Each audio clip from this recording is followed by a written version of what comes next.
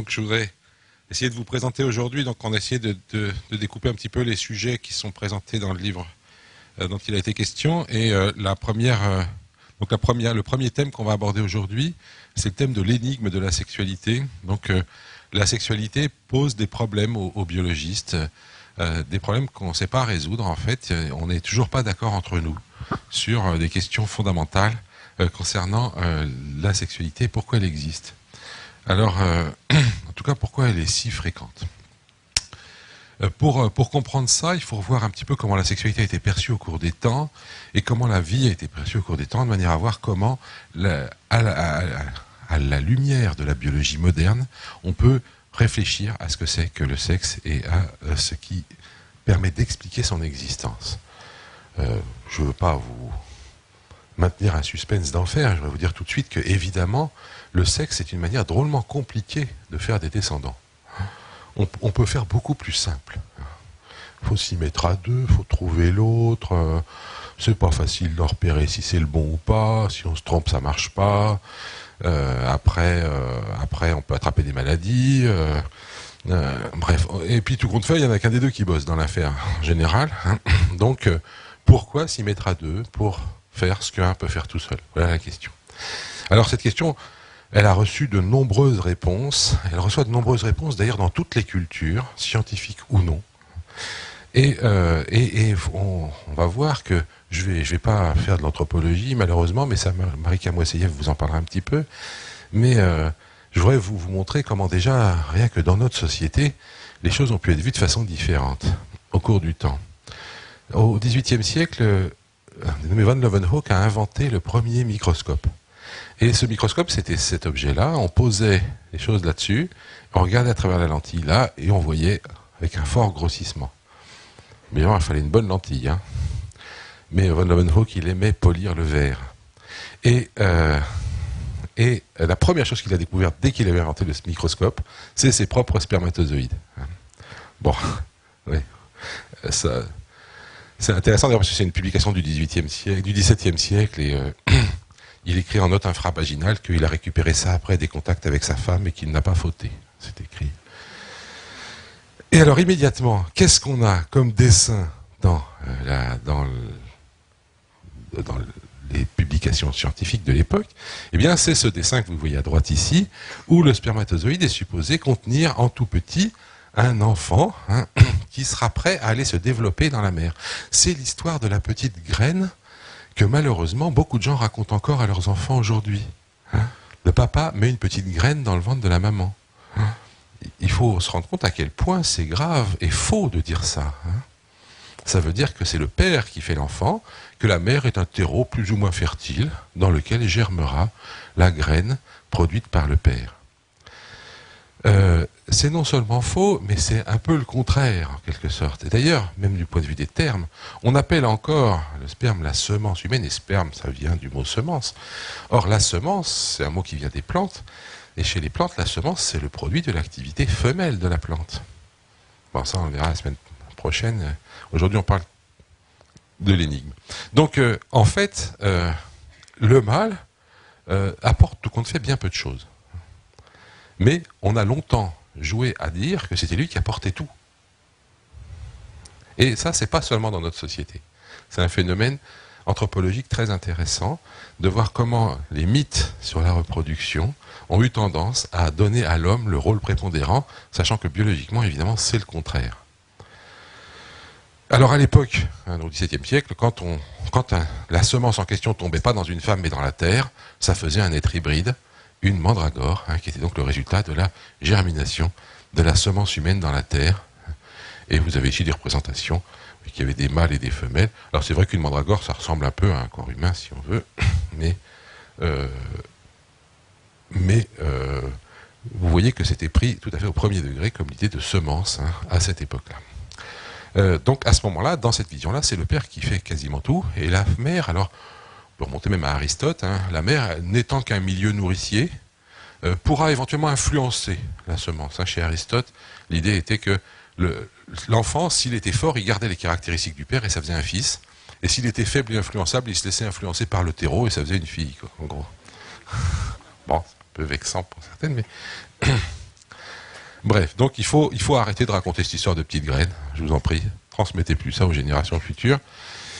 C'est au XVIIIe siècle, les choses vont commencer à changer un petit peu. La biologie va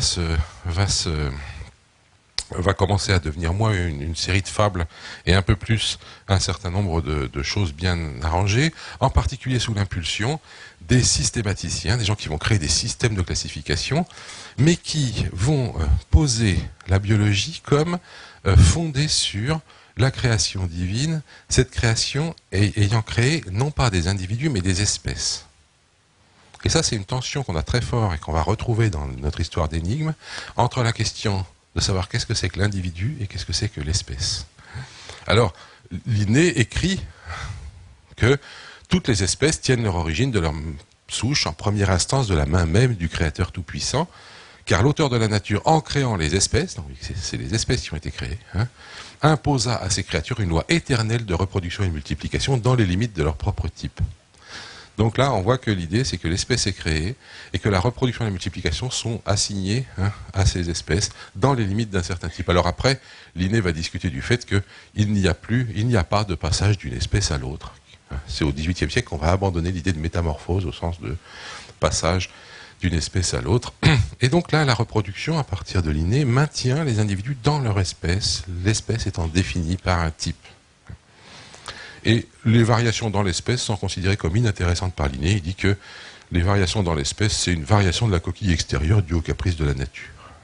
Donc vous voyez que l'idée qu'on se fait de la variabilité, l'idée qu'on se fait de la diversité du vivant, va être très différente aussi d'un moment à l'autre. Là, on est donc au XVIIIe avec les systématiciens. Alors Linné va faire scandale, parce que Linné va entre autres donner la classification. Excusez-moi, j'aurais dû vous y revenir. C'est lui qui va faire la classification actuelle avec les espèces, les genres, des ordres et des classes, etc. Et il va en particulier classer les plantes avec un système qu'on appelle le système sexuel. Et comment il classe ces plantes? Eh bien, il le fait en comptant. Alors, il estime que la fleur est une chambre nuptiale dans laquelle l'épousé, la partie femelle, rencontre son ou ses époux. Et il classe les plantes en fonction du nombre de mâles qui vont féconder la femelle dans la chambre. Ce qui évidemment fait dire à l'époque qu'on ne peut plus enseigner la botanique aux jeunes filles. Et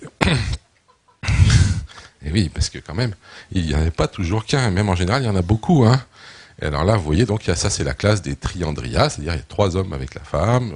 Ça c'est Auctandria, il y en a 8, c'est le fuchsia. Et puis, alors il y en a qui font chambre à part. Et ça c'est la diécie, donc c'est les plantes chez lesquelles les fleurs mâles et les fleurs femelles sont séparées. Il y en a qui habitent même pas dans la même maison, ça c'est la diécie, c'est-à-dire des plantes mâles et des plantes femelles. Alors j'en profite, ça sera quand même le sujet de la prochaine fois, mais pour dire que tous les êtres vivants, d'une manière ou d'une autre, ont du sexe, en particulier les plantes, et je suis très étonné de voir que beaucoup de gens me disent « Ah bon, il y a du sexe chez les plantes ?»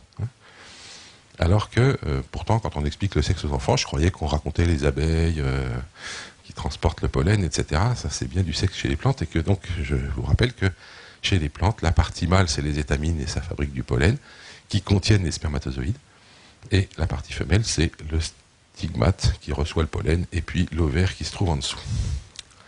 Bien. À l'époque, au XVIIIe siècle, on va classer les êtres vivants selon une chaîne des êtres, qui va du non-être à l'être parfait. Le non-être, donc ça commence avec les minéraux, les plantes c'est déjà un peu mieux, les animaux, les femmes, les hommes, les démons, les anges et Dieu.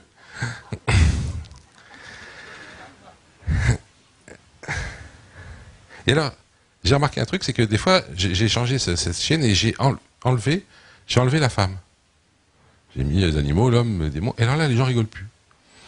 Donc ça veut dire qu'il y a eu un progrès dans notre société. On rit quand on dit que les hommes sont supérieurs aux femmes, mais quand on dit que les hommes sont supérieurs aux animaux, ça paraît tout à fait normal. On rit pas là. Alors qu'en fait, toute l'histoire est complètement ridicule. Évidemment, dire que les hommes sont supérieurs aux animaux, qu'est-ce que ça veut dire supérieur?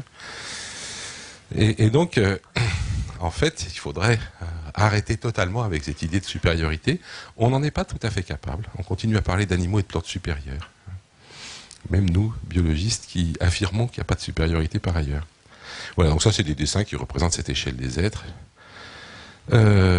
Alors les espèces, D'abord, on va découvrir qu'elles ne sont pas aussi immuables que ça et qu'il arrive qu'elles s'éteignent. Ça, c'est les découvertes de Cuvier, fin du XVIIIe siècle, début du XIXe. On va découvrir qu'elles se transforment. Ça, c'est ce que Lamarck va dire. Et Lamarck, bon, je passe là-dessus, il explique qu'en fait, il pense que les espèces n'existent pas. Il dit « Je suis convaincu que j'étais dans l'erreur et qu'il n'y a dans la nature que des individus. » Donc oui, le renversement 18e, début 18e, début 19e, c'est que c'est plus les espèces qui deviennent au centre, mais les individus, et l'espèce devient une collection d'individus. Ça, c'est le début du 19e siècle. Lamarck continue avec sa chaîne des êtres, lui aussi, mais c'est une chaîne déjà un peu plus branchée qui permet d'obtenir des trucs qui sont un peu à la même hauteur. Je passe là-dessus. Et enfin, donc, on va arriver à la biologie moderne avec Darwin, et c'est là que les problèmes se compliquent un petit peu pour ce qui concerne le sexe. Darwin propose l'idée que la sélection naturelle explique l'évolution des espèces, l'évolution des populations, l'émergence des espèces, par un processus assez simple, mais qui demande une grosse réflexion pour être bien compris. C'est le processus qui fait que les individus font des descendants. Alors en français, on dit malheureusement que les individus se reproduisent. C'est une bêtise. Est-ce que vous croyez que vous pouvez vous reproduire? Si vous le croyez, vous allez avoir des ennuis avec vos enfants, je vous préviens. Ils se chargent de vous montrer que vous ne vous êtes pas reproduit un jour ou l'autre. Et donc, effectivement, les individus ne se reproduisent pas, ils produisent des descendants. Alors les Anglais ont une expression beaucoup plus subtile, ils disent « The individuals reproduce their own kind ». Les individus reproduisent leur propre sorte, c'est intraduisible. Donc je continuerai à dire que les individus se reproduisent, mais entendez bien que ce n'est pas vrai, c'est juste qu'ils produisent des descendants. La reproduction provoque l'existence d'une variation chez les descendants, et dans cette variation, la nature va opérer un tri en fonction des conditions environnementales, de l'écologie, des autres espèces, etc., qui va décider qui est-ce qui se reproduit, et on recommence. Et ce processus, on sait qu'il permet d'expliquer la transformation des populations, parce qu'on le voit chez les éleveurs, chez les horticulteurs, qui provoquent comme ça des tas de transformations qui ont pu arriver non seulement à faire des chevaux qui couraient de plus en plus vite ou qui tiraient de plus en plus fort sur la charrue, mais aussi à fabriquer des variétés différentes. Et ce processus de sélection est donc très puissant, mais il faut bien comprendre comment il marche, parce que c'est un sujet majeur pour ce qu'on va discuter aujourd'hui. Les individus sont donc d'une certaine façon tous en compétition les uns avec les autres, mais avec qui est-ce qu'ils sont en compétition?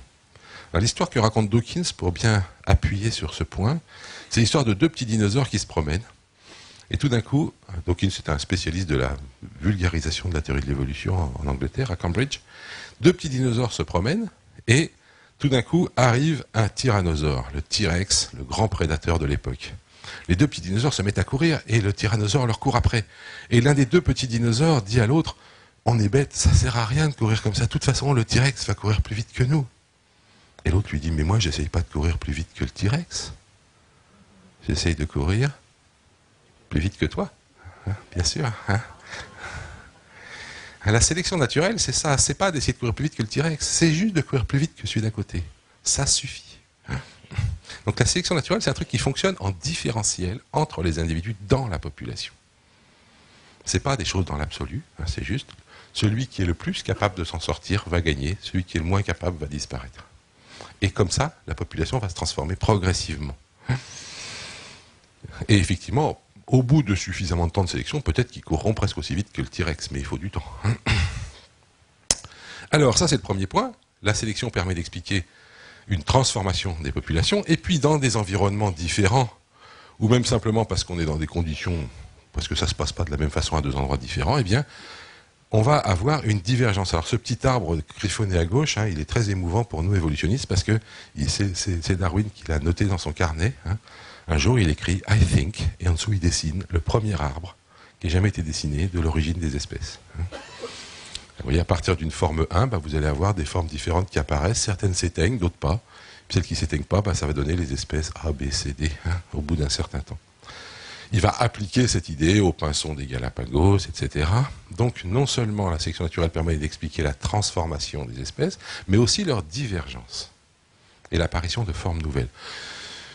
L'origine des espèces, donc publiée il y a 150 ans, présente cette idée de sélection naturelle et divergence comme expliquant l'origine des espèces, et explique tout ça avec une figure, et c'est l'année de la biodiversité, je ne peux pas m'empêcher quand même de vous en dire un petit mot. Cette figure, elle est extraordinaire. Si vous pensez biodiversité, il faut que vous pensiez ça. C'est moins joli que le panda, le machin, le bidule, mais la vérité, c'est ça. C'est-à-dire que à chaque instant apparaissent des formes nouvelles.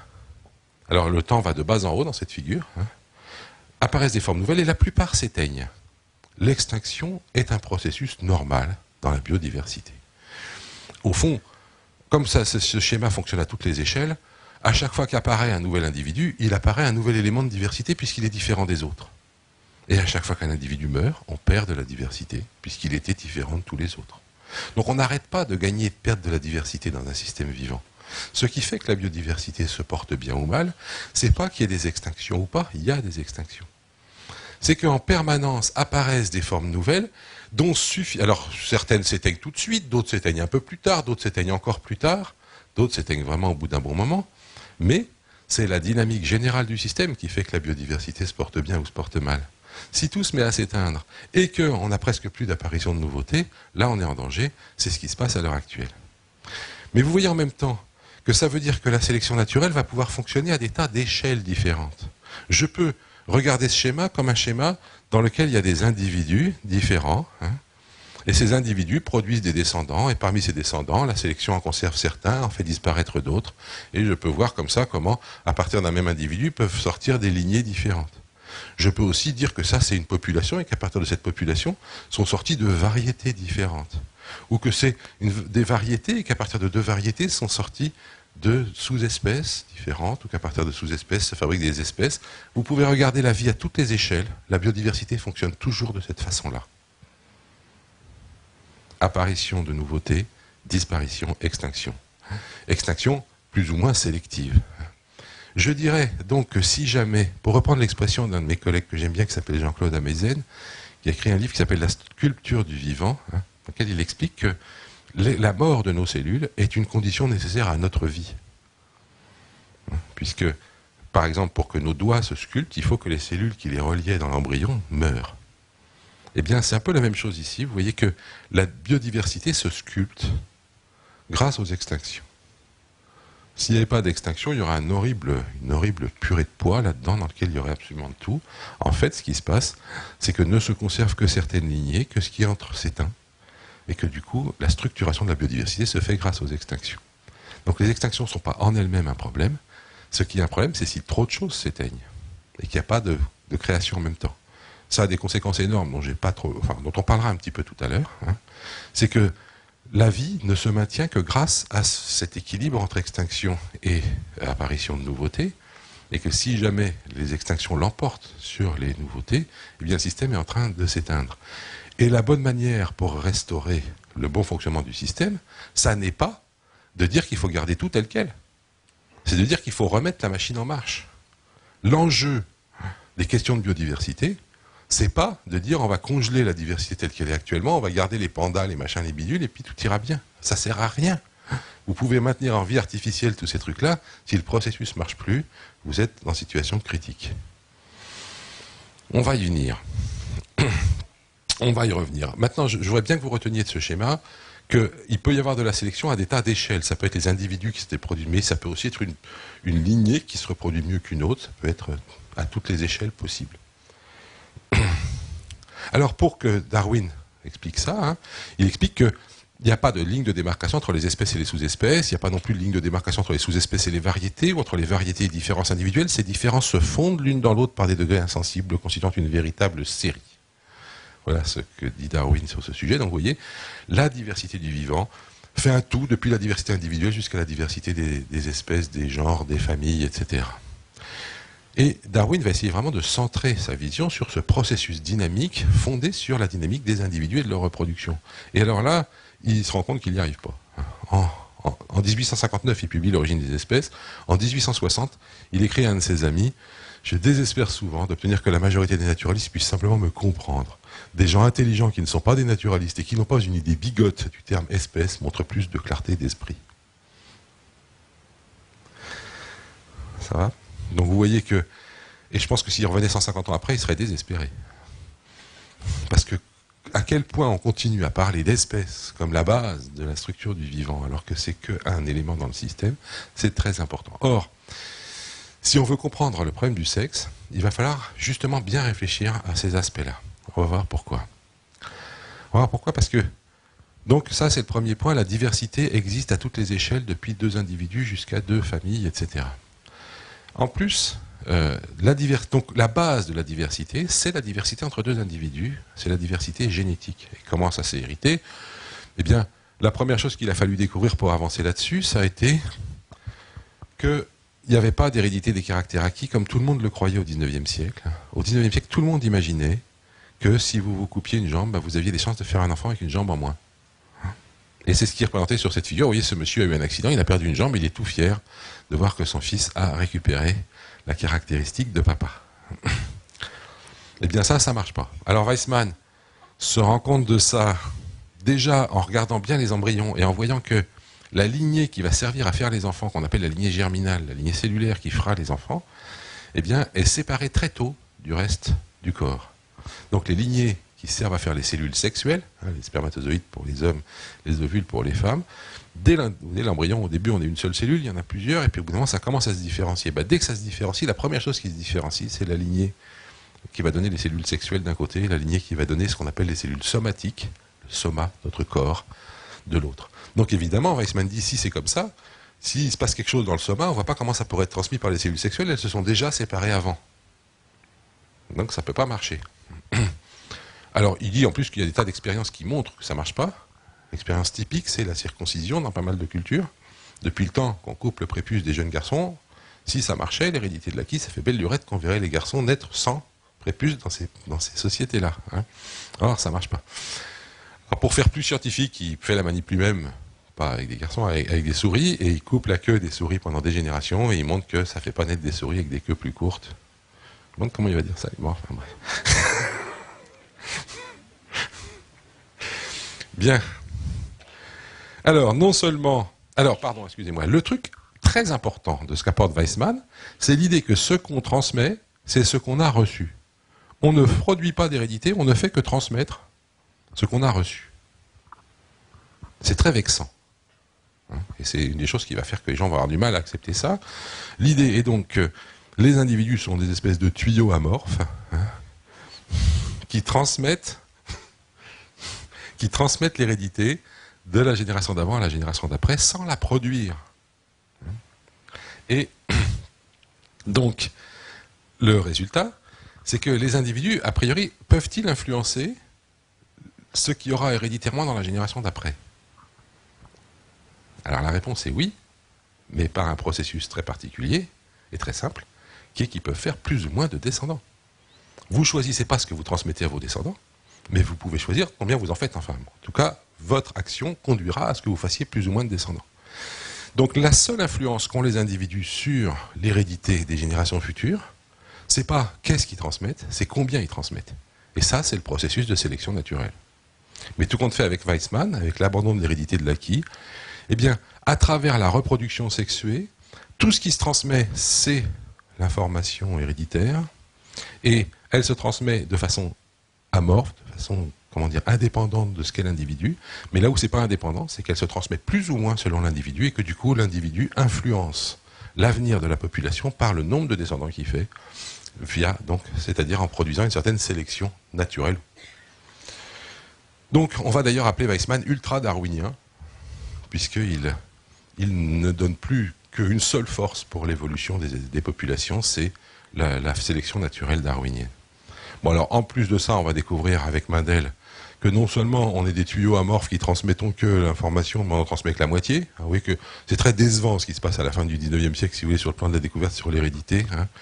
On transmet sans rien produire, on transmet que la moitié, on empaume l'autre moitié. Enfin bon, l'hérédité devient un truc très amnésique.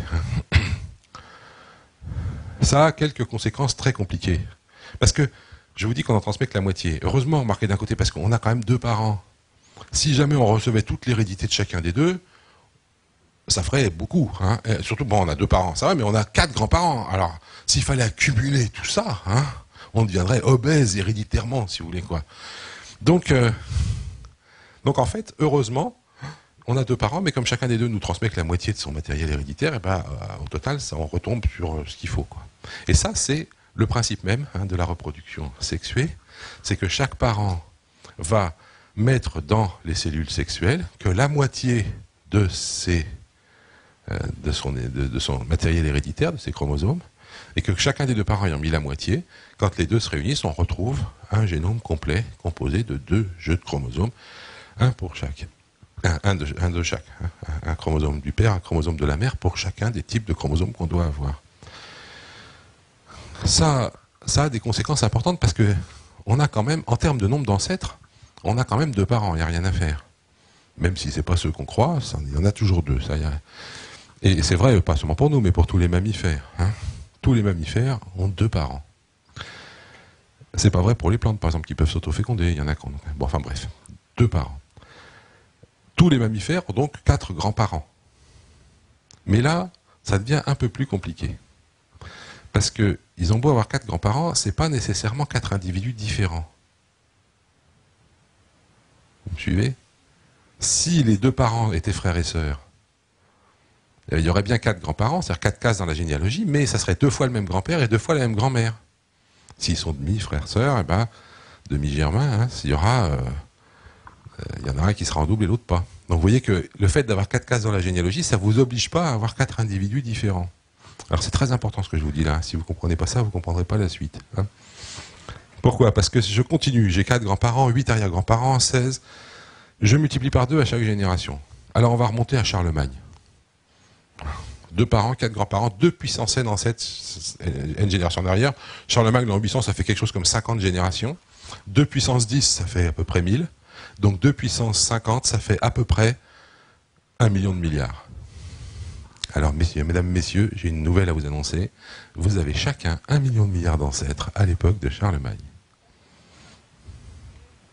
Vous êtes contents? Ça en fait du monde. Évidemment, il n'y a jamais eu 1 million de milliards d'ancêtres sur Terre. Et ce que je vous disais sur les 4 grands-parents, qui n'étaient pas nécessairement 4 personnes différentes, devient absolument la règle maintenant. Là. Ça devient absolument nécessaire. Bien sûr, si vous dessiniez votre arbre généalogique jusqu'à l'époque de Charlemagne, il y aurait 1 million de milliards de cases, mais il y aurait plein de cases qui seraient remplies par la même personne. En fait, admettons que nos ancêtres de l'époque soient quelque chose comme 100 millions, et chacun serait quelque chose comme 10 millions de fois notre ancêtre. Vous voyez, pour remplir 1 million de milliards de cases avec 100 millions de personnes, il faut les mettre chacun 10 millions de fois, en moyenne. Alors évidemment, ça a une conséquence évidente, c'est qu'il n'est pas possible qu'on ait chacun ses ancêtres. D'accord? Il n'y en a déjà pas assez pour tout le monde. Donc on a tous les mêmes. Quand on étudie les généalogies, on se rend compte que nous avons tous les mêmes ancêtres à l'époque de Charlemagne, sauf si jamais on compare des gens qui vivent sur des continents différents, totalement isolés, genre les Indiens d'Amérique et les Européens. Mais à ce moment-là, il faut remonter avant la séparation. Mais dès que les populations sont un peu en contact, eh bien tout le monde partage les mêmes ancêtres. Et donc, ça veut dire quoi? Ça veut dire que les gens de l'époque, vous voyez que la reproduction sexuée, ça a des conséquences compliquées. Avec 2 parents, seulement le fait qu'on a 2 parents chacun, ça fait qu'on a 1 million de milliards d'ancêtres en l'an 800. Donc il n'y a pas besoin de remonter à l'origine de l'humanité pour trouver qu'on a tous les mêmes ancêtres. Il suffit d'aller très très près de nous dans le temps. On a tous les mêmes ancêtres et on a tous, donc, tiré nos génomes des ancêtres des mêmes individus. En fait, il y a 2 sortes d'individus de cette époque-là. Ceux qui n'ont pas laissé de descendants et ceux qui sont les ancêtres de tout le monde. De sorte que si quelqu'un vous dit « j'ai étudié ma généalogie, je sais que je suis le descendant de Charlemagne », vous pouvez lui dire « alors moi aussi, voilà. Vous risquez rien. » Et maintenant, donc, voilà, il est très probable que vous soyez tous les descendants de Charlemagne. J'espère que ça vous ravit, mais je voudrais tout de suite tempérer votre enthousiasme. Parce que certes, nous avons tous Charlemagne comme ancêtre, mais la plupart d'entre nous n'en ont rien hérité du tout. Parce que puisqu'on n'hérite que la moitié à chaque génération, vous voyez qu'on a beau avoir un type comme ancêtre, il reste rien. 1 million de milliardième de génome, enfin bon. Donc vous voyez que une population sexuée, c'est un ensemble d'individus qui partagent des ancêtres communs, très proches, mais qui en fait ont tiré au hasard les gènes dans ces individus, parce qu'on ne transmet que la moitié des gènes à chaque génération. Et du coup, eh bien, nous sommes tous différents, grâce à la reproduction sexuée, bien que nous ayons tous les mêmes ancêtres, parce que par le jeu du tirage aléatoire des gènes dans leur reproduction sexuée, eh bien, nous avons tous un échantillonnage des gènes de nos ancêtres et nous n'avons tous pas le même. Voilà. Et la probabilité pour qu'il y en ait deux qui aient le même est nulle. Tellement. C'est pour ça qu'à part les vrais jumeaux, personne n'a le même génome que quelqu'un d'autre. Voilà. Donc le sexe, vous voyez, ça fait quelque chose d'assez spécial. Hein. Ça fait ces ancêtres communs, ça fait le fait qu'on brasse les informations génétiques dans le système et que chacun tire sa loterie de gènes à chaque génération. Voilà, je reprends maintenant un zoom arrière violent. Tout l'ensemble des espèces vivantes, on peut maintenant les mettre sur un arbre, on est sûr qu'elles ont toutes une origine commune. Bon, là, j'ai pas le temps de vous expliquer comment on a trouvé ça, mais on a trouvé non seulement qu'il y avait une origine commune, mais qu'il y avait 3 branches qui se séparaient assez tôt dans l'histoire de la vie. Alors le dernier ancêtre commun à tout le monde, on lui a donné un petit nom sympa, on l'a appelé Lucas. Hein. Last Universal Common Ancestor. Le dernier ancêtre commun universel. Bon, je vous avoue que je suis un peu traumatisé par l'emploi du mot universel, par les humains. En général, ça veut dire planétaire. Hein. Mais bon, quand c'est déjà toute notre planète, on estime que c'est l'univers entier. Je pense que les gens qui habitent Bételgeuse vont être un peu surpris quand on leur dira que notre ancêtre à nous, il est universel. Donc voilà, en fait, on devrait dire dernier ancêtre terrien commun. Avant lui, il y avait déjà plein de monde. Avant Lucas. Mais le dernier qui soit quelque part là-dedans et qui a donné naissance à tous les êtres qui restent aujourd'hui, lui, c'est évidemment pas le premier. C'est le dernier commun à tout le monde. Ça va, c'est clair, ça va? Avant Lucas, déjà à l'époque de Lucas, il devait y en avoir plein d'autres. Mais eux, ils n'ont pas laissé de descendants. Et puis, avant Lucas, il a dû y avoir plein de trucs, hein, jusqu'à ce qu'on en arrive à une forme. Et Lucas, il était déjà pas mal. Hein, il avait déjà de l'ADN, un système de lecture de l'ADN, des membranes, des systèmes pour échanger avec l'extérieur, etc. Il savait déjà faire plein de choses. Hein. Donc les trucs d'avant, on n'en a aucune idée, on n'a aucune trace. On est obligé d'imaginer. Voilà, une fois Lucas arrivé, eh bien, il a donné naissance donc à ces 3 branches. On ne sait pas dans quel ordre elles se sont séparées. Est-ce que c'est les bactéries qui sont parties d'un côté puis les 2 autres de l'autre, ou est-ce qu'on est parti ici avec d'un côté les eucaryotes et puis les bactéries archées de l'autre, ou l'inverse, ou ça, on ne sait pas. Hein. Ce que je voudrais vous faire remarquer, c'est que donc il y a des bactéries avec 2 sortes de bactéries, des cyanobactéries qui ont inventé la photosynthèse, c'est-à-dire le fait de savoir utiliser la lumière solaire pour fixer le carbone. Et d'autres bactéries qui, elles, vivent sur des substrats chimiques déjà énergétiques. Il y a une deuxième catégorie, donc les archées, qui sont souvent capables de résister à des conditions difficiles, comme les trucs salés ou très chauds. Et puis il y a les eucaryotes, dont nous faisons partie, donc qui sont des individus constitués d'une cellule avec un noyau. Et là-dedans, eh bien, il y a toute une série de trucs. Alors cet arbre date, hein, c'est le premier arbre qui présentait les archées qu'on a découvert il n'y a pas si longtemps que ça. Mais ce qu'il a, voilà, mais il est un peu historique, si vous voulez. Et la chose remarquable, c'est de voir que les plantes sont là, avec les algues vertes juste à côté, et puis les animaux là, avec les champignons à côté. Donc, moi, quand j'étais élève, on m'a dit il y a 2 grandes sortes d'êtres vivants, les plantes et les animaux. Vous voyez comment c'est faux, hein? Les plantes et les animaux, c'est juste 2 groupes qui se séparent très tard. Hein. La diversité, elle est largement ailleurs. Oh, vous pouvez y aller, allez. Lucas, c'est un être vivant qui est l'ancêtre de tous les êtres vivants actuels, qui est le dernier ancêtre commun à tous les êtres vivants actuels. Matière, je sais pas, vous vous considérez comme de la matière vivante, vous? Ah bah, lui non plus, alors. C'est un organisme vivant, ouais, c'est vivant. Il n'y a pas de doute. Ça, il n'y a pas de doute. Et il y avait même des trucs vivants avant lui. Non, la pierre, c'est pas vivant, on est d'accord. Non, tout à fait. Mais en revanche, les animaux et les plantes, vous voyez que c'est 2 catégories très proches. Et les algues brunes, par exemple, c'est ni des animaux ni des plantes. Hein. C'est très loin. Hein. Et les champignons, surprise, on a découvert qu'ils étaient proches des animaux, pas des plantes. Bon, voilà. Donc l'arbre du vivant nous dit ça. Et évidemment, le sexe existe partout là-dedans. Absolument partout. Mais sous des formes variées. Oula, j'ai pas le temps. On a étudié On a étudié donc bien toutes ces questions et on a regardé comment s'héritaient les caractéristiques tout au long de cet arbre. Et on a trouvé qu'effectivement, tout au long de cet arbre, s'hérite l'information génétique. On s'est rendu compte que tout au long de cet arbre, il y avait des informations génétiques qui se transmettaient et qui étaient sélectionnées en fonction de la capacité des organismes qu'elles produisaient à reproduire au mieux leur information. L'information génétique est sélectionnée en fonction de sa capacité à fabriquer des organismes qui la reproduisent le mieux possible. La sélection naturelle vue par Darwin, on s'est rendu compte qu'elle ne s'appliquait pas aux organismes, au fond, puisqu'ils meurent tous. Que la seule chose qui pouvait être sélectionnée, c'était l'information génétique.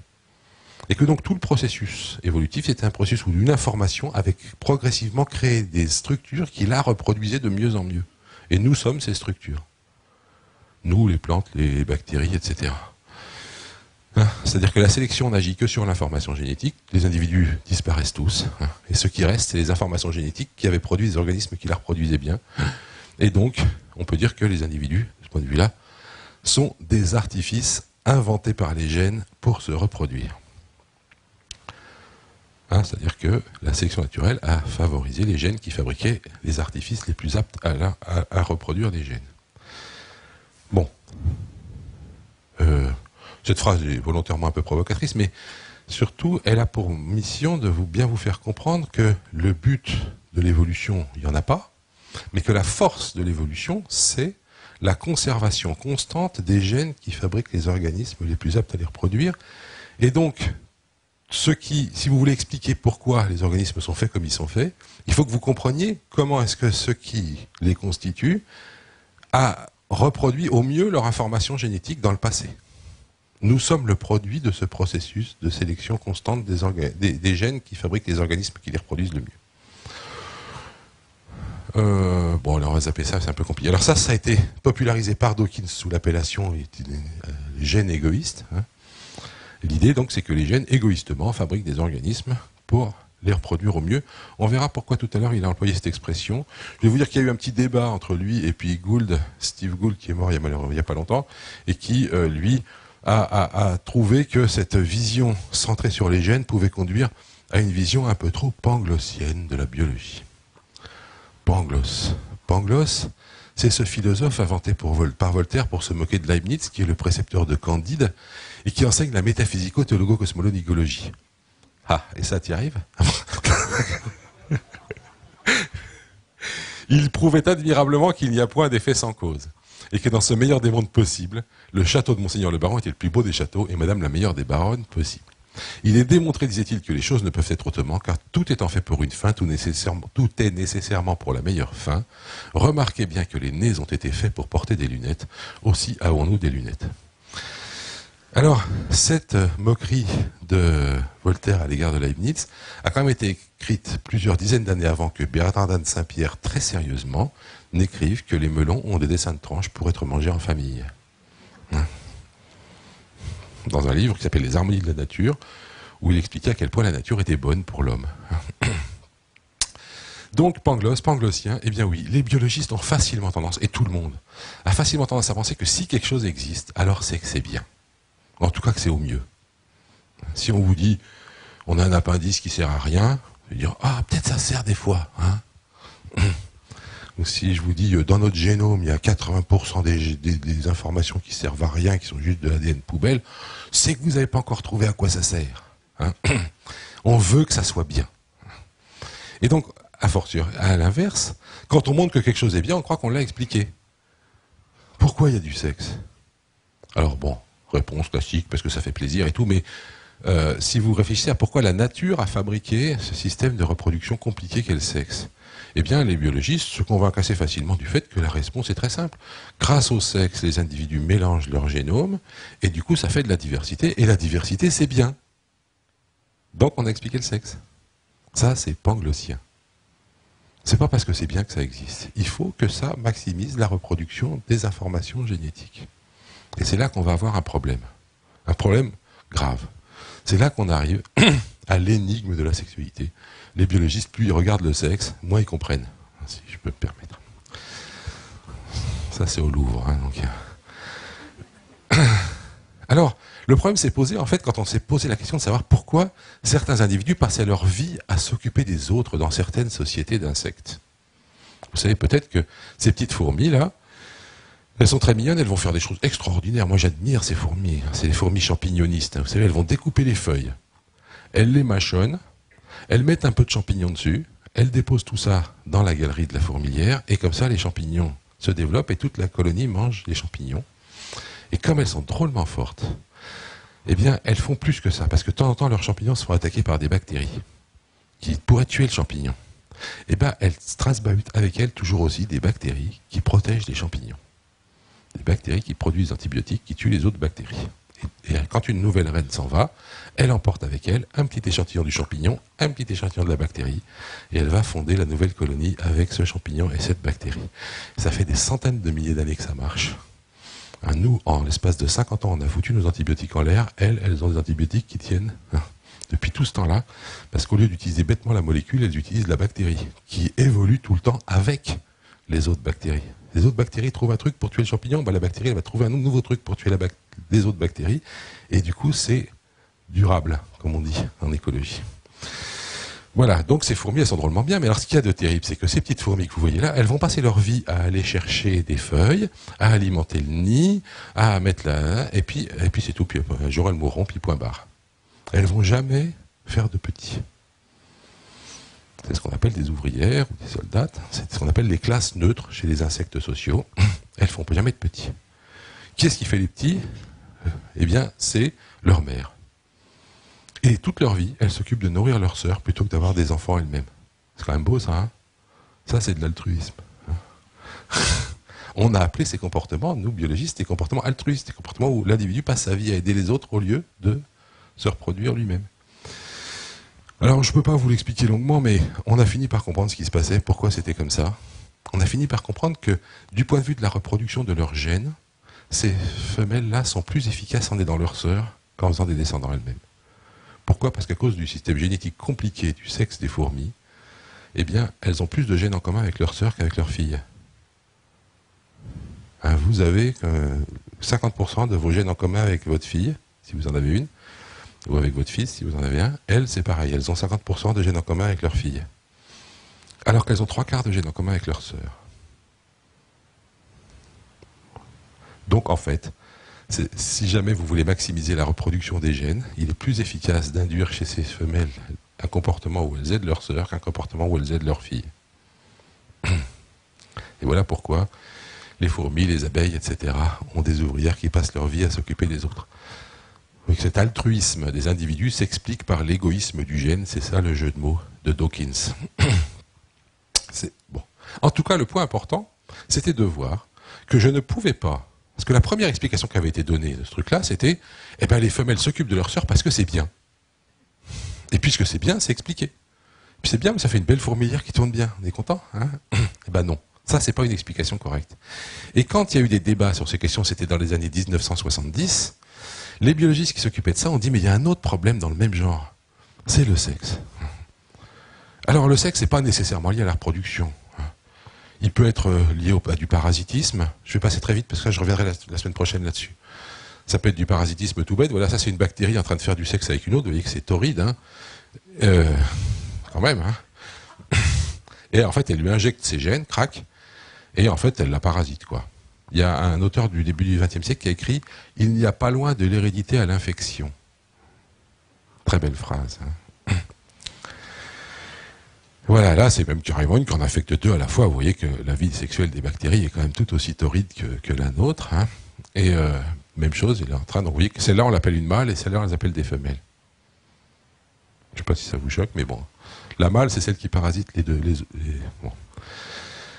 On a aussi des cas... Alors, excusez-moi, les bactéries, elles font ça à un moment, puis elles se reproduisent à un autre moment. Ça n'a rien à voir. À un moment, on file les gènes à l'autre, puis après, on se coupe en deux, et ça fait des... Donc, la reproduction et le sexe sont indépendants chez les bactéries. Chez les paramécies, qui sont des petites bêtes qui vivent dans l'eau de vos vases de fleurs, là, si vous attendez un petit peu, eh bien, c'est pareil, elles s'accouplent, elles échangent des gènes, mais elles se reproduisent à un autre moment. Il y a d'autres cas où le sexe est lié à de la prédation, de la nourriture. Une bactérie qui mange de l'ADN dans le milieu va pouvoir récupérer cet ADN et crac, il rentrera dans son chromosome. Et donc évidemment, de l'ADN qui rentre dans mon chromosome, ça fait... Alors qu'est-ce que c'est? Qu'est-ce que j'appelle du sexe là? Qu'est-ce que ça va avoir, hein? Il nous raconte des drôles de trucs là quand même. Bouffer le sexe. Hein? Qu'est-ce que j'appelle sexe? J'appelle sexe au sens large, au sens général, le fait que deux individus avec des génomes différents en fabriquent un troisième qui a un peu du génome de chacun des deux. Évidemment, si un individu mange de l'ADN qui vient d'un autre individu et que cet ADN rentre dans ses chromosomes, eh bien, le nouvel individu qui va être fabriqué procédera génétiquement des deux parents. Évidemment, ce n'est pas du sexe très excitant, mais c'est quand même du sexe. Voilà. Bon. Alors ça, c'est des formes de sexe au sens général. Au sens restreint, ce que je vais appeler sexe au sens restreint, c'est quand des individus fabriquent des cellules qui sont faites pour fusionner, les spermatozoïdes et les ovules par exemple, et qui vont, à eux deux, fabriquer un œuf. Ça, on a l'habitude déjà plus. Hein. Alors, ceci dit, il y a quand même encore deux formes. L'isogamie, c'est quand les deux gamètes ont la même taille, et que donc les deux parents contribuent également à la production de l'œuf. Et l'anisogamie, c'est quand les deux gamètes n'ont pas la même taille. Et dans ces cas-là, il y a toujours un très gros et un très petit. Voilà, typiquement. Vous voyez, un ovule, ça c'est chez nous, hein, chez les humains, hein, l'ovule et le spermatozoïde. Quand je vous dis que la graine, c'est pas lui, mais lui, hein, vous voyez ce que je veux dire. Hein. En gros, le spermatozoïde, il transbahute rien d'autre que ses gènes. Le spermatozoïde fourgue ses gènes à l'ovule. Et au fond, maintenant que vous avez compris que les individus sont des artifices inventés par les gènes pour se reproduire, vous voyez que dans cette affaire, il y en a un des deux qui se fait avoir. Parce qu'il y en a une, là. Pardon. C'est oui, plein de spermatozoïdes autour. Il y en a une. Elle a fabriqué une grosse cellule, très très bonne, très très pleine de victuailles et tout. Ça s'appelle un ovule. Vous avez déjà vu un ovule? Mais ouais, vous en avez tous vu. C'est gros. Le jaune d'œuf. Vous avez déjà vu un jaune d'œuf? C'est un ovule. Hein, vous voyez que c'est quand même quelque chose. C'est une belle cellule. Hein. Le jaune d'œuf, ouais, c'est une cellule, c'est un ovule. Hein. Comment? Eh oui. Ah ben non, les vôtres, ils sont plus petits. Hein. Mais l'ovule de la poule, c'est le jaune d'œuf. Donc vous avez dit, hein. Bon, donc vous voyez que c'est beau, c'est gros, il y a à manger dedans, et puis il y a même à manger autour en général. Hein. Il y a le blanc, et puis chez nous, il y a toutes les annexes embryonnaires, etc. Donc la femelle, elle fait tout le boulot hein, pour reproduire ses gènes, puisque c'est la fonction de tout être vivant. Mais il y en a un autre qui va reproduire ses gènes autant qu'elle, et lui, il n'a rien foutu. Hein. Il a juste mis ses gènes au bon moment dans l'ovule, là. Vous voyez que, évolutivement, le mâle est un parasite de la femelle.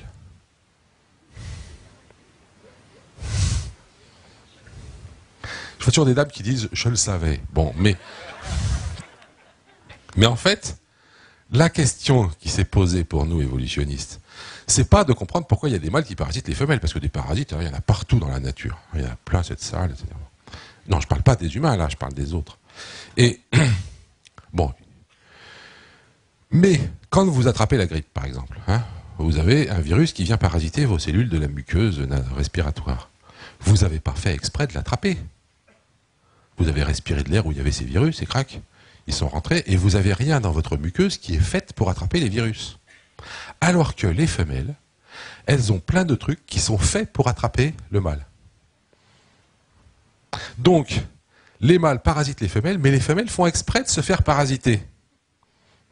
Alors là, il y a une énigme. Hein? Comment se fait-il que les femelles fassent exprès de se faire parasiter? Voilà la question.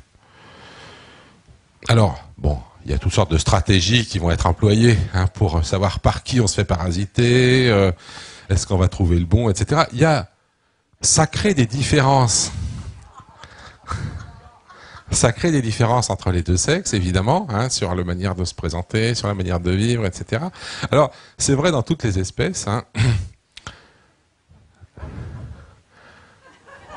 Attendez, ça c'est une femelle, hein. Alors bon, elle est très très belle. Bon, le mâle il est là. Hein. Chez ce poisson des grandes profondeurs, il est en haut, là. Vous voyez, sur le dos de la femelle. En fait, chez ces poissons des grandes profondeurs, le mâle est tout petit et il se fixe sur la femelle et il vit en parasite sur elle, mais en petit parasite, hein, vraiment beaucoup moins gros que nous comme parasite. Hein. Si vous regardez de plus près, d'ailleurs, vous voyez que le mâle a fusionné ses tissus avec la femelle et il lui fournit les spermatozoïdes quand elle veut. Hein. Tout est prêt.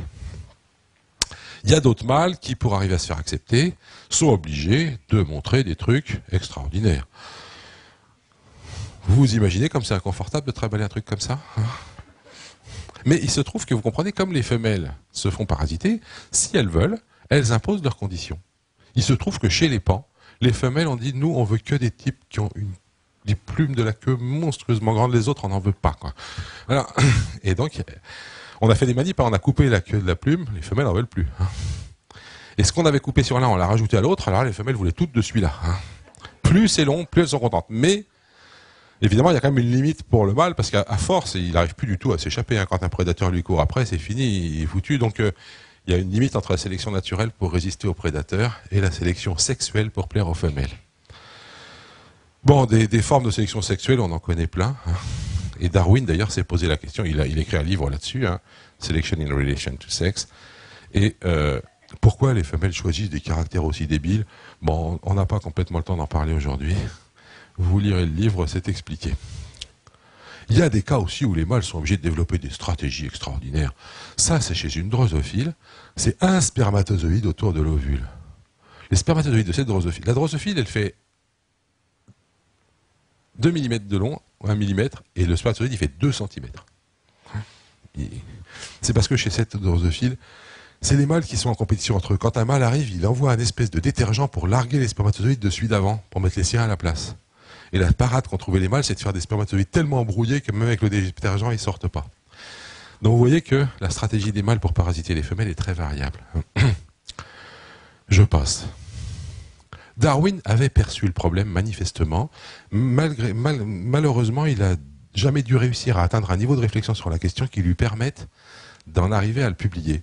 Mais dans une lettre à un ami, à Henslow, en 1860, il écrit cette phrase très mystérieuse pour nous. « Il n'y a pas de plus grand mystère au monde, me semble-t-il, que l'existence des sexes, particulièrement depuis la découverte de la parthénogenèse. » Alors qu'est-ce que c'est que la parthénogenèse? Eh bien, c'est le fait que des femelles peuvent produire des descendants toutes seules, sans mâle.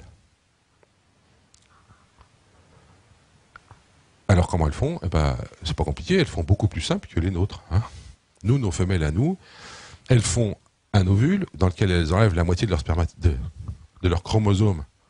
Et puis elles attendent qu'un spermatozoïde vienne rapporter des chromosomes qui manquent. Et ben les autres, elles font pas ça. Elles prennent leurs cellules, elles pouf, elles en font un ovule et puis elles font développer les embryons tout seuls comme ça. C'est beaucoup plus simple.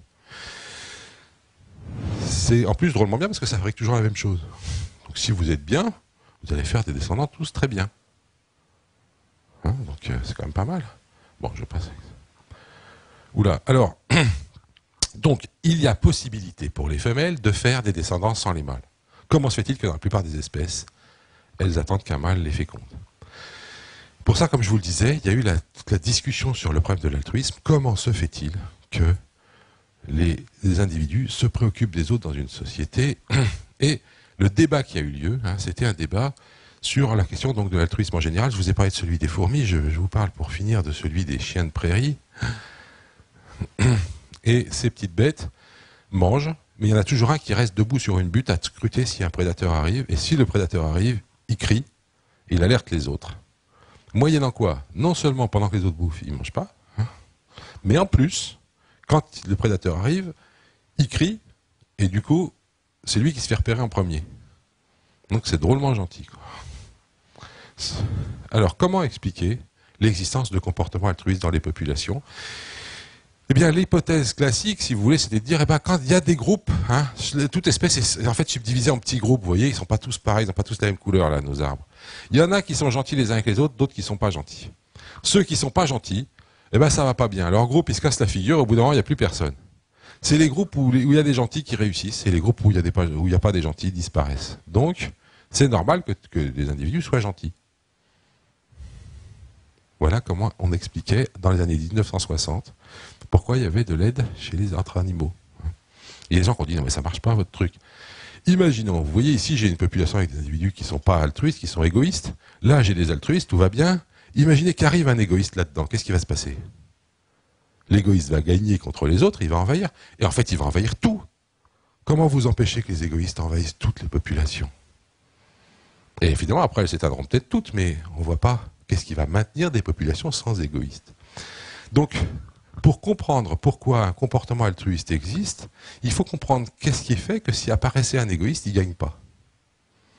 Or, alors, de ce débat va faire rage au début des années 70, sous l'impulsion d'un aimé de George Williams, qui écrit un livre qui s'appelle Group Selection, la sélection de groupe, c'est-à-dire ce qu'on vient de discuter là, dans lequel il avait réuni toute une série d'auteurs qui essayaient de présenter leur vision des choses, et lui n'était pas d'accord avec cette idée-là, John Maynard Smith non plus. John Maynard Smith a été le plus influent des scientifiques sur ces questions de sexe au monde. Il est mort il y a 2 ans. Et John Maynard Smith, dans le livre Group Selection, écrit un truc en disant, voilà, le problème qu'on se pose sur l'altruisme se pose pour le sexe, parce qu'au fond, les femelles peuvent se reproduire toutes seules, et elles se reproduiraient mieux si elles le faisaient toutes seules. Et le fait d'accepter un mâle, c'est de l'altruisme, puisque ça sert à la population à faire de la diversité, mais ça ne sert pas à la femelle à faire plus de descendants.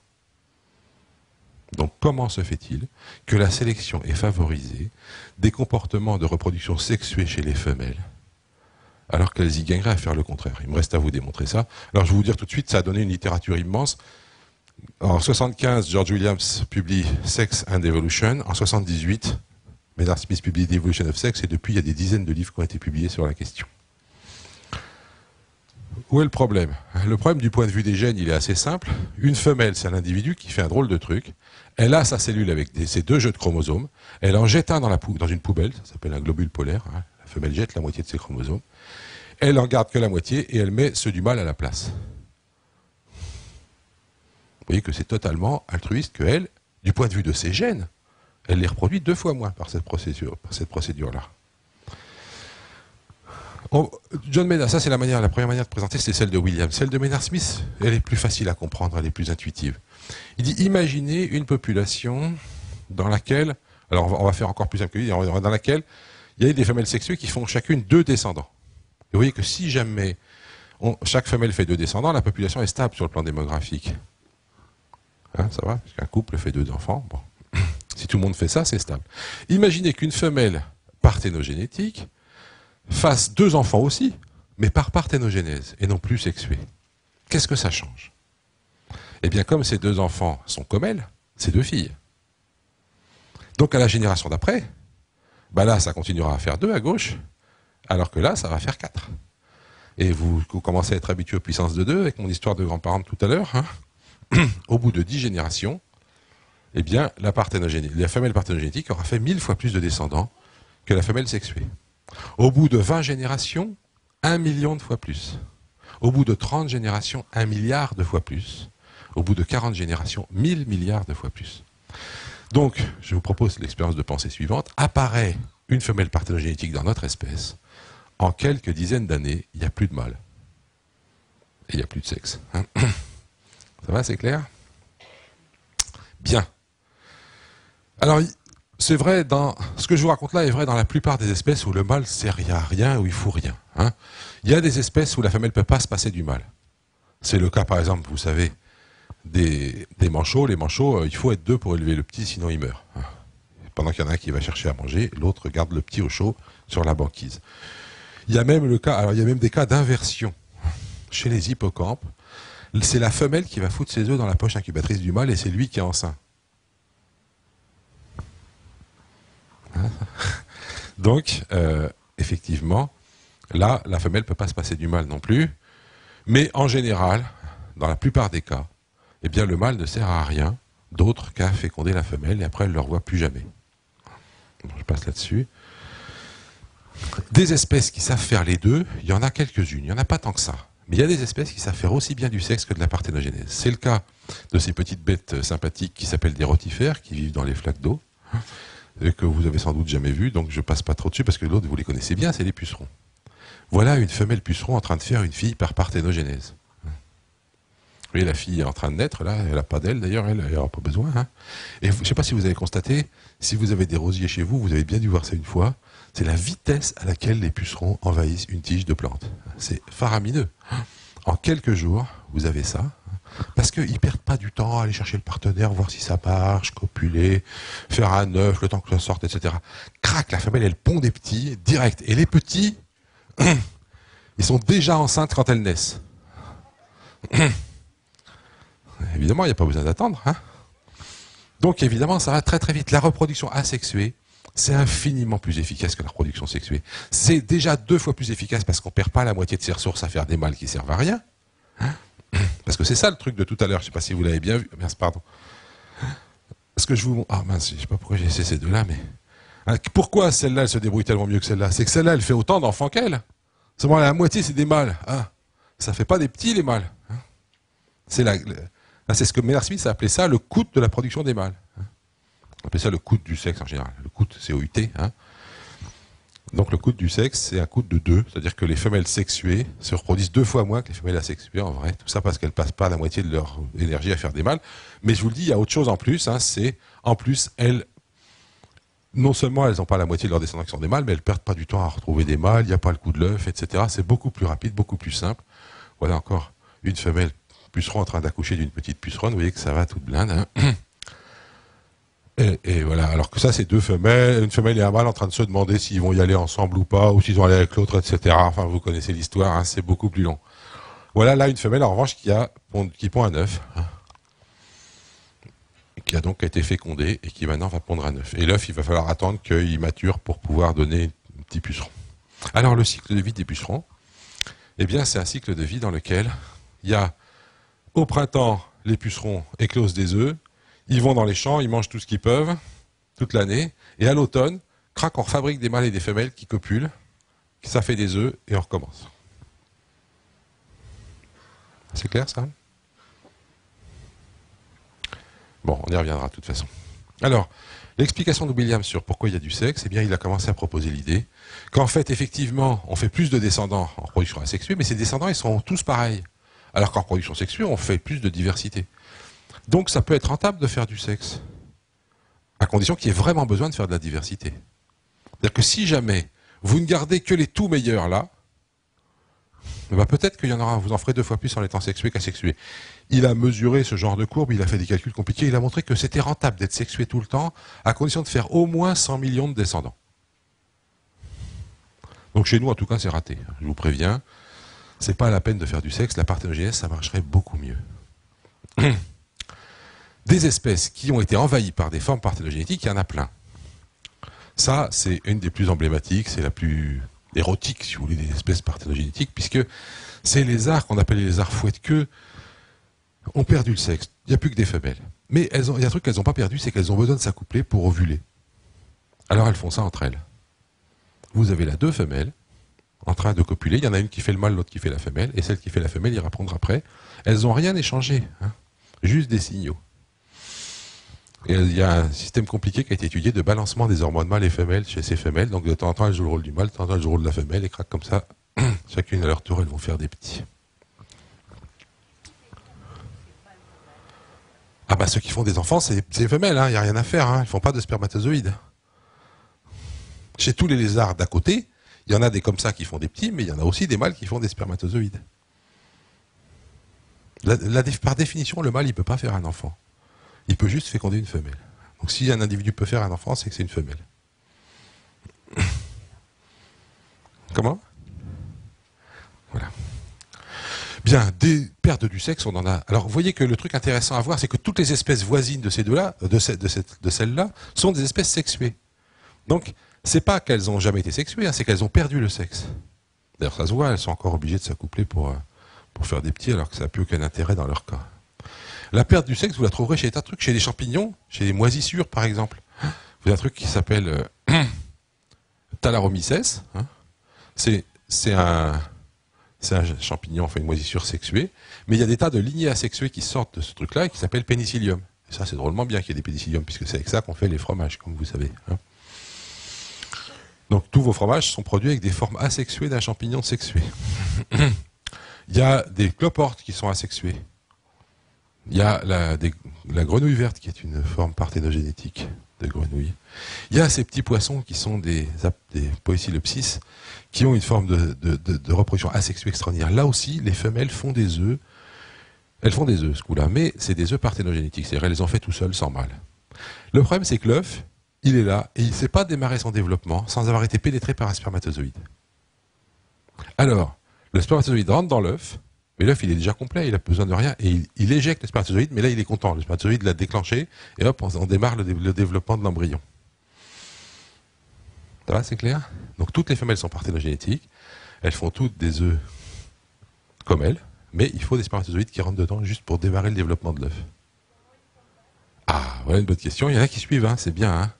D'où viennent les mâles? Eh ben, les femelles sont obligées d'aller draguer les mâles de l'espèce d'à côté. Les mâles, vous savez, ils sont pas très regardants. Hein. Hop, la femelle arrive, crac, et puis bon, c'était pas la bonne, tant pis. Voilà, donc ça marche comme ça. Vous voyez que là aussi, on voit bien que ces poissons ont une origine sexuée, qu'ils ont perdu le sexe récemment. C'est ça le point important que je voudrais vous dire. Bon, là, c'est un cas un peu particulier, c'est le cyprès de Dupré, dans le sud du Maroc. Et ce cyprès fait des choses absolument incroyables. Là, le mâle est devenu horriblement parasite de la femelle, sauf qu'ils sont tous hermaphrodites, comme la plupart des plantes. Donc chaque plante fait des pollens et des graines. Mais là, le pollen féconde la fleur femelle et prend la place. Il enlève l'ovule et il se met à la place, quoi. Donc le mâle fait un pollen diploïde, un pollen qui possède tous les chromosomes du père. C'est le père en fait qui se clone en utilisant la fonction femelle comme mère porteuse, si vous voulez, et en éjectant l'ovule. Donc les descendants, si vous faites un croisement entre deux cyprès de Dupré, le descendant que vous trouverez, là on est dans la petite graine, hein, pour de vrai, hein, le descendant il a exactement les mêmes gènes que son père, rien à voir avec la mère. C'est-à-dire que le mâle la parasite totalement, la femelle. Il ne met pas seulement ses gènes à lui, mais il met tous ses gènes et il enlève ceux de la femelle. Alors, toutes ces questions, je voudrais juste ici vous dire que moi je suis biologiste et je m'intéresse à ces questions. J'ai rencontré ici même d'ailleurs Françoise Héritier sur ces questions-là. Françoise Héritier est une sociologue, anthropologue tout à fait remarquable, qui a pour théorie le fait que la terreur ancestrale des hommes, c'est exactement ce que je suis en train de vous raconter. Elle dit, la terreur ancestrale des hommes, c'est qu'un jour les femmes arrêtent de faire des fils. Elle nous dit, au fond, dès le début de l'espèce humaine, il n'y a pas eu besoin d'être sorti de Saint-Cyr pour comprendre qu'il n'y avait que les femmes qui faisaient des enfants, et pas les hommes. Et puis, il n'y a pas non plus besoin d'avoir fait des études très poussées pour constater qu'en général, les individus font des descendants qui leur ressemblent. Si vous mettez les deux ensemble, normalement, il ne devrait y avoir que des filles, puisqu'il n'y a que les femmes qui font les enfants et qu'en général, on fabrique pareil que soi. Comment se fait-il que les femmes fassent des fils? Et si vous regardez les mythes fondateurs de beaucoup de sociétés, l'origine de ces mythes, c'est d'essayer d'expliquer pourquoi il y a besoin des mâles. Par exemple, avant, les femmes, elles faisaient ça avec des plantes, mais ça marchait pas très bien. Et elles mouraient souvent en couche, etc. Un beau jour, il y a un type qui est arrivé, un mec qui leur a montré comment il fallait faire, et du coup, depuis, ça va vachement bien. Donc il faut un mec pour ça, quoi. Ou alors avant, les femmes faisaient leurs filles et les hommes leurs fils, et puis il y a eu des ennuis avec la divinité qui a décidé pour les punir que ça serait comme ça. Mais en tout cas, une chose est sûre, c'est qu'il ne faut pas laisser les femmes faire ce qu'elles veulent. Sinon, elles risqueraient de faire que des filles. Et donc Françoise pense que cette terreur-là est à l'origine de toutes les inégalités sexuelles, en tout cas de toutes les contraintes exercées sur les femmes dans toutes les sociétés. Ne les laissons pas faire ce qu'elles veulent. Elles pourraient arrêter de faire des fils. Voilà, alors comment expliquer pourquoi le sexe se maintient? Comment expliquer pourquoi les femelles ne deviennent pas toutes parthénogénétiques dans toutes les espèces? Eh bien, je vous avoue qu'on n'est pas d'accord entre nous là-dessus. Il y a 3 hypothèses et je vais vous les donner rapidement donc pour conclure cette conférence et on discutera après. Premièrement, il est possible que même avec un avantage de 2, la reproduction sexuée soit une reproduction, bien qu'elle soit désavantagée d'un facteur 2 par génération, soit tellement nécessaire, parce que la diversité est absolument nécessaire, que si apparaissait une femelle parthénogénétique dans la plupart des espèces, eh bien ça ne marcherait pas. Je vous ai montré que ça avait marché dans plein d'espèces, des poissons, des lézards, des requins, mais peut-être que ça ne pourrait pas marcher dans n'importe quelle espèce. Pourquoi? Eh bien parce que, en fait, toutes les espèces courent une course folle. Ça, c'est une idée qui a émergé aussi dans les années 1970. On a appris ça à partir du texte on a nommé ça la course de la Reine Rouge à partir d'un texte de Lewis Carroll. Malheureusement, j'ai pas le temps de vous le lire en entier, mais Alice rencontre la Reine Rouge et elle doit courir très vite. Et la fillette a beaucoup de mal à se maintenir à sa hauteur. La reine n'arrête pas de crier plus vite, et Alice sent bien qu'elle ne peut pas aller plus vite. Hein. Et ce qu'il y a de plus curieux, c'est que les arbres et tous les objets ne changent pas de place, mais enfin, elle n'a pas le temps d'y réfléchir. La reine semble deviner, elle lui dit plus vite, ne parle pas. Elle ne songe pas le moins du monde à parler, elle est tellement essoufflée. Et la reine lui dit plus vite, en attirant de toutes ses forces. Je vous coupe un bon passage. Hein. Et, pardon, là j'en ai sauté deux d'un coup quand même. Elle court en silence, le vent siffle aux oreilles d'Alice, elle a l'impression qu'il va lui arracher les cheveux. Allons, crie la reine, plus vite, plus vite. Elle s'allait si vite qu'à la fin on aurait pu croire qu'elle glissait dans l'air en effleurant à peine le sol de leurs pieds. Puis brusquement, au moment où Alice se sentait complètement épuisée, elle s'arrête et la fille se retrouve assise sur le sol, hors d'haleine et tout étourdie. La reine l'appuie contre un arbre et lui dit avec bonté, vous pouvez vous reposer un petit peu à présent. Donc, heureusement je le sais. Alice regarde autour d'elle d'un air stupéfait. Mais je crois vraiment que nous n'avons pas bougé de sous cet arbre, tout est exactement comme c'était. Bien sûr, répliqua la reine, comment voulez-vous que ce fût? Ma foi, dans mon pays à moi, répondit Alice, encore un peu essoufflée, on arriverait généralement à un autre endroit si on courait très vite pendant longtemps comme nous venons de le faire. On va bien lentement dans ton pays. Ici, vois-tu, on est obligé de courir tant qu'on peut pour rester au même endroit, répond la reine rouge. Alors, dans le contexte économique actuel, tout le monde comprend bien l'image, évidemment. Mais l'idée, c'est qu'effectivement, toutes les espèces sont constamment en compétition les unes avec les autres et que si l'une trouve un truc un peu mieux, il faut que l'autre trouve la même chose, sinon c'est foutu. Et donc l'apparente stabilité des formes vivantes vient du fait qu'elles courent toutes à la même vitesse, une course effrénée. Dans cette idée-là, si une espèce ralentit un peu, elle est fichue. D'où l'idée que si jamais la parthénogénèse s'établissait dans une population, comme l'évolution irait moins vite, eh bien, cette lignée-là s'éteindrait. En fait, on est tous d'accord avec le fait que ça fonctionne. La question, c'est à quelle vitesse ça fonctionne. Est-ce que si apparaissait une femelle parthénogénétique, sa lignée s'éteindrait quasiment tout de suite parce qu'il y aurait tout de suite une maladie qui viendrait s'installer sur cette lignée et qui la tuerait? Mais alors, si c'est vrai, pourquoi il y a des espèces parthénogénétiques? Pourquoi les lignées des espèces parthénogénétiques ne s'éteignent pas tout de suite? Vous voyez? Donc, l'hypothèse la plus courante, ça reste celle-là à l'heure actuelle. C'est l'idée qu'il y a cette course, en particulier avec les parasites, et que s'il apparaissait des formes asexuées, elles seraient très rapidement éliminées par les parasites. Si c'est vrai, s'il apparaissait une femme parthénogénétique, il n'y aurait rien à faire. Sa descendance serait vouée à l'extinction à cause de parasites qui s'installeraient sur sa lignée. D'accord? Deuxième grand type d'hypothèse, c'est les hypothèses liées à la réparation de l'ADN.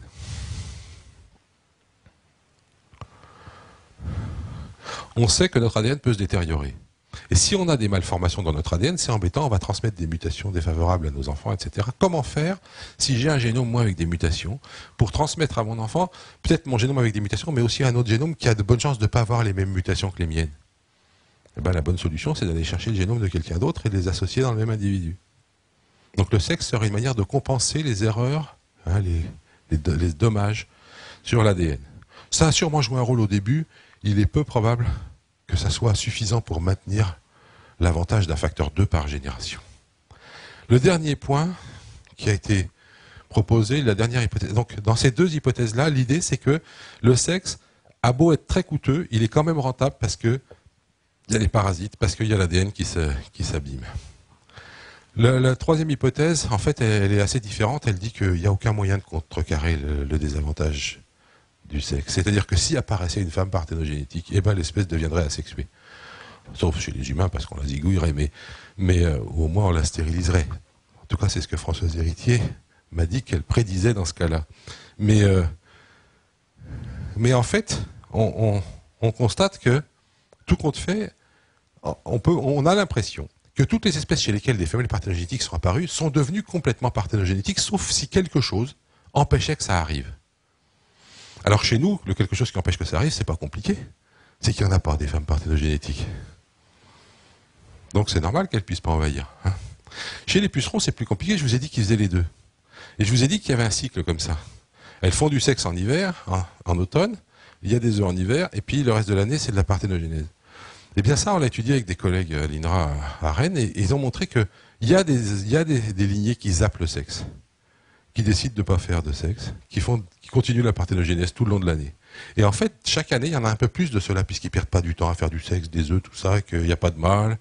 Donc chaque année, il y a de plus en plus de pucerons qui ne font pas de sexe. Sauf que, je vous ai montré, que le sexe, ça fait des œufs, alors que la parthénogénèse, ça fait des pucerons. Ces pucerons qui vivent en Bretagne, ils ne sont pas toujours le problème. Mais il y a des années quand même où ça arrive en Bretagne qu'il fasse très froid. Quand il fait très froid, qu'est-ce qui se passe? Tous les pucerons meurent. Qu'est-ce qui reste? les œufs. Et donc on repart des sexués. Et au bout d'un moment, réapparaissent des asexués, mais les asexués ne peuvent pas envahir parce qu'ils ne savent pas faire des œufs. Et donc dans cette hypothèse-là, la troisième hypothèse, ce qui se passe, c'est que si jamais dans une espèce apparaissent des femelles parthénogénétiques et qu'elles n'ont pas de problème particulier, elles vont envahir l'espèce. Et puis l'espèce s'éteindra. Ensuite, à cause de la reine rouge, de l'ADN, etc., mais beaucoup plus lentement. Si, au contraire, apparaissent des asexués, des femelles parthénogénétiques, mais qu'il y a quelque chose qui les empêche, n'importe quoi qui les empêche d'envahir, alors l'espèce restera sexuée et l'espèce se maintiendra. Le résultat, c'est quelque chose qu'on connaît, effectivement, qui est que les espèces asexuées, les espèces parthénogénétiques, se trouvent systématiquement au milieu d'espèces sexuées. Elles sont représentées en rouge dans ce schéma. Alors j'ai pas le droit de me mettre là parce qu'on ne me voit plus. Bon, mais c'est pas grave. Donc en rouge sur le schéma ici, alors que les espèces sexuées se maintiennent. En fait, je vous ai montré tout plein d'exemples d'espèces asexuées en vous montrant que c'était récent la reproduction asexuée. En fait, ce qui apparemment se passe, c'est que régulièrement apparaissent des formes asexuées, et si rien ne les empêche d'envahir l'espèce, l'espèce devient asexuée. Mais, une fois devenue asexuée, l'espèce s'éteint. Mais elle s'éteint plus tard quand même, hein, pas en 10 générations. Et donc, il y a deux niveaux de sélection en même temps dans l'arbre de Darwin. La sélection individuelle qui favorise les femelles asexuées, et la sélection entre espèces qui favorise les espèces sexuées. Et donc, qu'est-ce qui s'est passé au cours du temps ? À chaque fois qu'une espèce pouvait devenir asexuée, elle est devenue asexuée, puis elle s'est éteinte. Qu'est-ce qui est resté? Les espèces qui ne pouvaient pas devenir asexuées. Comme nous.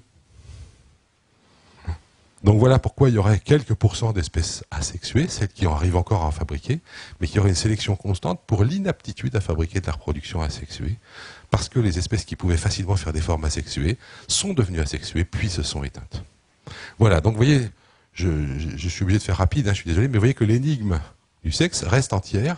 On n'est pas d'accord entre nous pour savoir si le sexe est maintenu par de la sélection à court terme, par la reine rouge, ou par l'ADN, ou seulement par de la sélection à long terme sur des contraintes empêchant le sexe de disparaître. Tout ça reste ouvert et reste un sujet de débat entre les chercheurs sur ces questions.